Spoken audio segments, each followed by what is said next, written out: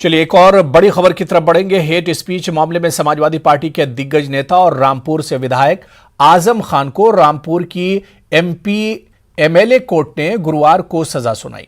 आजम खान को 3 साल की सजा सुनाई गई है और साथ ही 25,000 जुर्माना लगाया गया है। ऐसे में उनकी विधानसभा की सदस्यता चली गई है। हालांकि आजम खान को जमानत भी मिल गई है।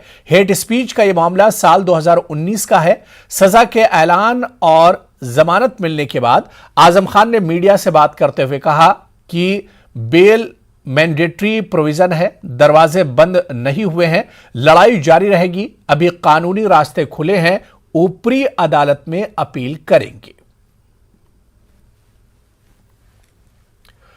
कश्मीर में टारगेट किलिंग्स और कश्मीरी पंडितों के पलायन को लेकर राहुल गांधी ने बीजेपी पर हमला बोला है। राहुल गांधी ने कश्मीरी पंडितों के पलायन के लिए बीजेपी को ही जिम्मेदार ठहराया।